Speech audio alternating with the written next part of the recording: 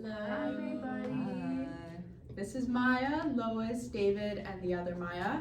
If you're new to our channel, we are first year of Camosun College nursing students, and in today's episode of our podcast, we're going to be talking about the implications of social media use on the nursing profession. Alrighty, so as we all know, social media is definitely a lifeline in this modern age. And on one hand, social media in nursing can definitely be beneficial through e-learning, spreading positive health promotion, and as well as just, confirming some medication before you administer it to a patient. However, there are some negative implications of social media as well within nursing practice. And this podcast is going to be going over a lot of them today, specifically within TikTok. So, without further ado, let's take a look at the first TikTok. Okay, wait, let me pull it up.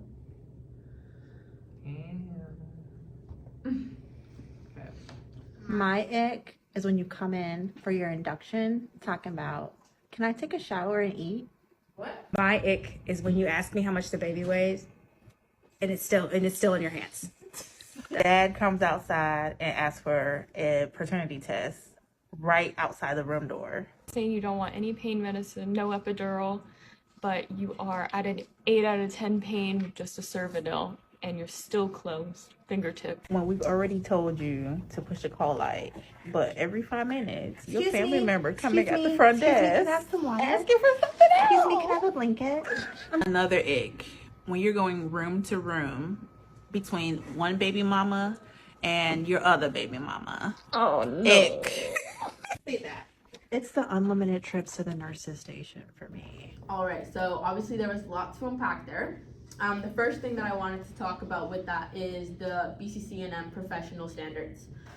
First one being professional responsibility and accountability. As nurses, we have this professional identity that we need to fulfill, especially within the way people see us with having so much credibility and authority, and to kind of diminish that kind of nurse-patient relationship, especially online when someone's at their most vulnerable state, is pretty insane. Moving into the next one, client-focused provision of care. So clients should be the center of every single thing that a nurse does. And during a time such as birth, when it is supposed to be the happiest time for this patient, probably connecting with their child and as well as their whole family, and to just kind of sweep that aside and publish it on social media, and I feel like diminishing kind of how special of a moment that is by saying that everything that they're doing is so-called icks.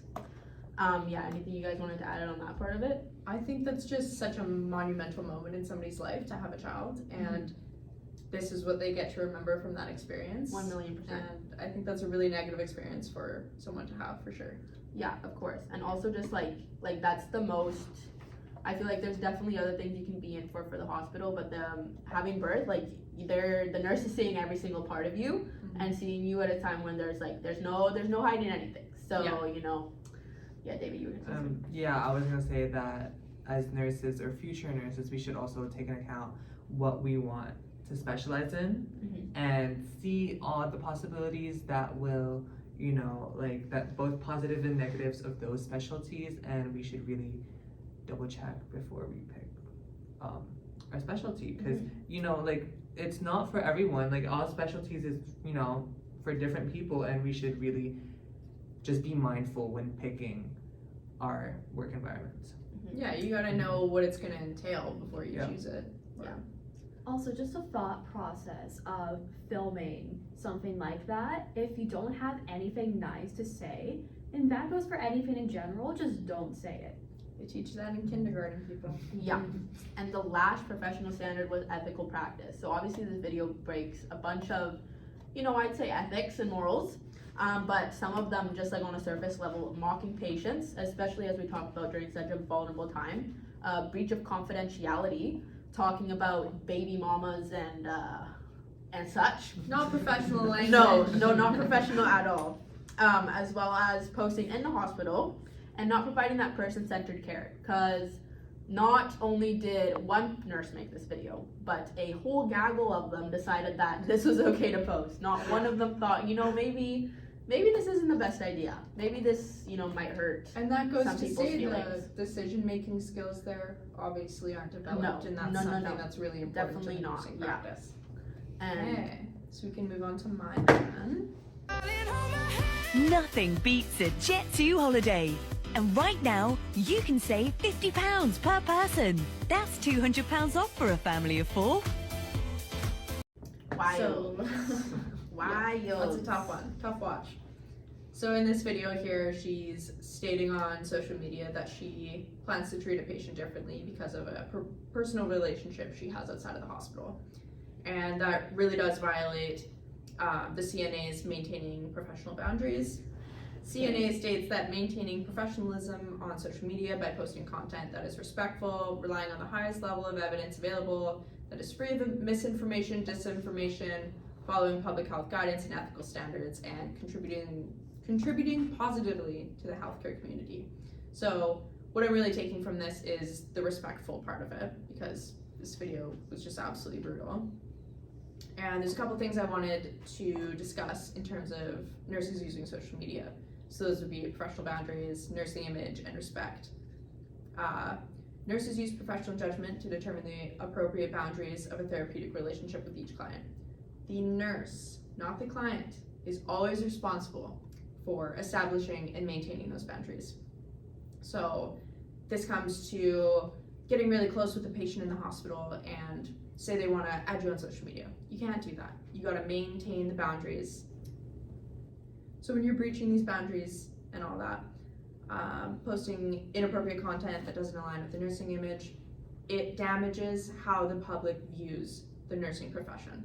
So all members of the nursing profession are representatives and should promote an appropriate image. If a nurse is unable to use discretion when deciding what they're going to post on their social media profile, the public is unlikely to believe that nurse to be capable of fulfilling their role as a nurse.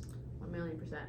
I feel like another thing that was kind of crazy was just the fact that I feel like your personal issues with someone cannot be more important than the fact that their family member is in the hospital, suffering through probably one of the hardest moments of their life, and you think that it's okay to mash that up to whatever beef you had in the outside world, and almost imply that you were gonna treat the ex's mom. It was his mom, yeah. Right, yeah, completely differently just because you had some type of issues with him, which is insane because your patients are your patients and you shouldn't see them for someone who is the mom of your ex, or that you're going to treat them differently or make fun of them because they are going through something unimaginable. And I think it's also setting boundaries with other people, but it's just as important to set those boundaries within yourself. Mm-hmm. Don't let this affect you, don't let it affect your practice, and sticking in that commitment of the nurse you kind of want to be, right? And then I also wanted to go into how you're supposed to treat colleagues.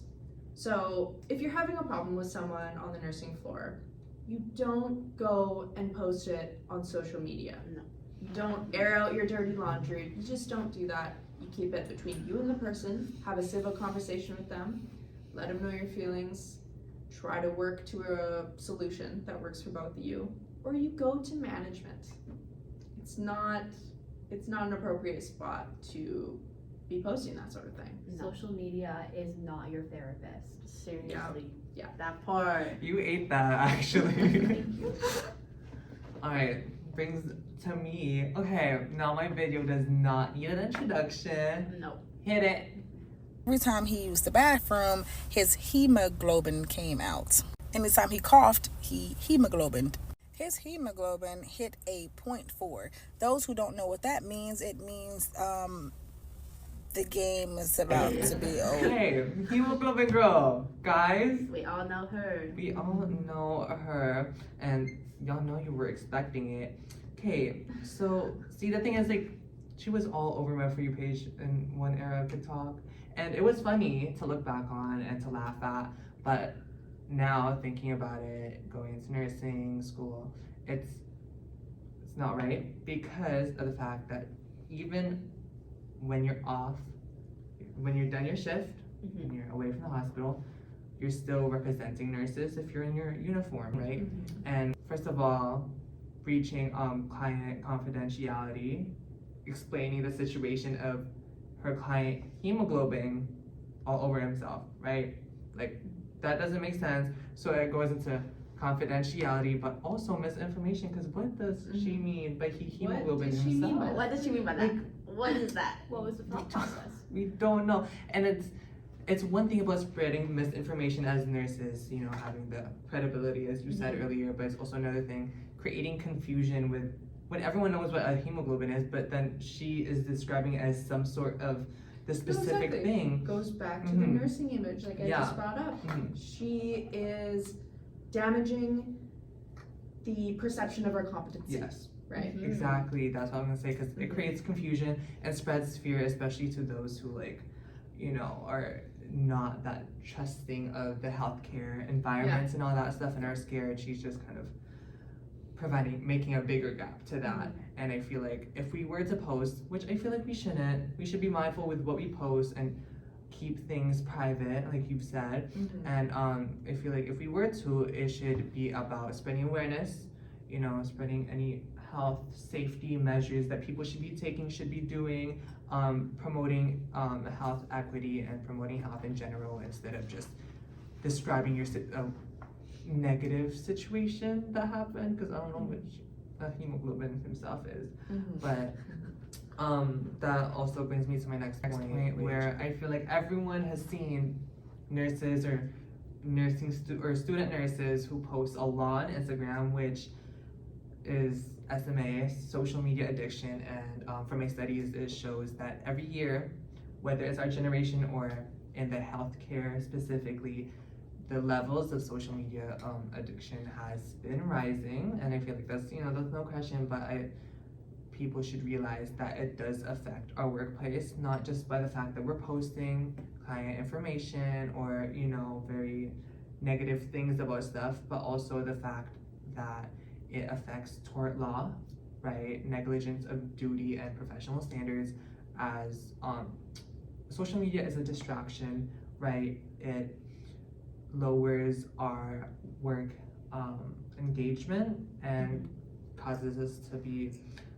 not clear-minded. So I think social media itself is causing lower attention spans, less attention to detail, variety of other things too, really. And even being like an unintentional tort too. Like, it's not like anyone who's thinking about the TikTok that they just watched or thinking when they're gonna get to go on their phone to check a text from their boyfriend or something like that. Like, it's not like you're thinking that, like, oh, I'm doing this to inflict harm on my patient. But at the end of the day, like, it kind of is. We have to separate like our personal life from our work life, and definitely putting that phone away. Just like making sure everyone knows that you're at work, you're at a place that you can't be bothered. Like, don't be expecting anything from your phone, and don't be thinking about things like, oh, I'm gonna go check my phone right after Setting that. your priorities. Yeah, 100%. For sure.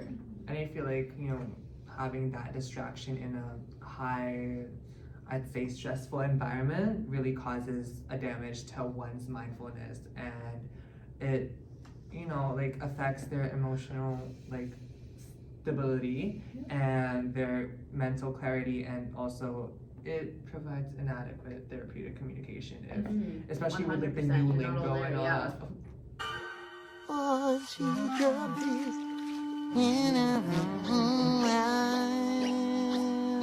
And any person who works in that hospital could look at that video, find out who the students are, and, you know, they could, you know, file a complaint towards these nursing students, and, you know, possibly whatever nursing school they go to. So the point that I was also gonna make was professional identity, which I did mention earlier, but I just want to go into it a bit more. And it is a developmental process through which nursing students adopt the values, behaviors, and ethical responsibilities of the nursing profession. And social media, it plays a role in this because it's a key place where these nursing students would be expressing themselves, interacting with others, and, you know, it can also shape like who they are perceived by others. Yeah, I think professional identity can be shaped by like a bunch of things. So you're doing the professional socialization, which is you talking to your peers, your instructors, practicing nurses, but then you're also getting this aspect from social media of nursing students posting, nurses posting. And I think these negative posts online is damaging the nursing profession, and then these nursing students are basing their nursing practice off of what they're seeing online. So I think that can also affect how these students are developing their professional identity and where they're getting these values and mindsets from. Yeah. And this isn't the first time I saw this type of TikTok. I've seen it multiple times, all over my For You page. It's gotten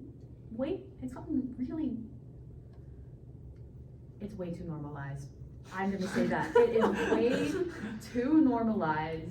And I feel like also something else is that, like, I feel like that's just kind of making bad, like, rep on nursing, like, student nurses as, like, in general, just being like, oh, I'm, like, getting ready to be in someone's way. It's like, no, you're more than that. Like, you're like, being there to, like, learn how to do things. And, like, also imagine if a patient saw that, like, oh, that's who's taking care of me today. Yeah, like, someone who doesn't even know. Self-efficiency. Yeah, like, like, come on, believe in yourself a little bit, right? Seriously. Like, I get that it was in a joking matter, but you are gonna become a nurse one day. You're not just gonna be in the way. And while it might feel like that at first, especially in clinicals, you're there to learn, and you will learn. So don't say that you're gonna be in someone's way, because you're not. And if they say you're in the way, don't listen to them. Oh, Wisdom. So I feel like we've touched on a lot of course concepts today and provided a lot of more than negative examples of social media and how it affects nursing. Let's focus on the positives a little bit. Yes. Let's focus on the positives. Alright, so going into some preventative measures that we can do. Looking back at BCC&M, they have some social media expectations. Some of them being just confidentiality, making sure that your nurse life and your social life is separate from each other and you're not sharing any patient information. Privacy, kind of branching off of that. Obviously maintaining personal information from your patients as well. So not, taking little videos together or cute snaps. As well as integrity, workplace policies, accountability, and much more. Did anyone else have anything to say about some preventative measures? I would also say that as much as, ours is about social media and what they post, mine really touched on the fact of social media being an addiction and how it affects the unintentional tort law of negligence, of duty, and just professional standards of being there, your whole being there for taking care of the people, right? And I feel like we should not, obviously we can still go on social media, but lessen our mindset of I have to post something, or I have to look this up, or I have to respond or something. We have to be 100% there, especially as future nurses. Yeah, absolutely. I genuinely cannot stress enough. Be mindful on your social media platforms. Post appropriate content. Keep them private. Know who your followers are. Don't let random people follow you. They could be a patient, and you could be even unintentionally breaching that professional boundary that you've set. So, yeah. I think that's all. That's all. Yeah. Perfect. Well, thank you guys for watching. Please leave a like, subscribe, comment. Please.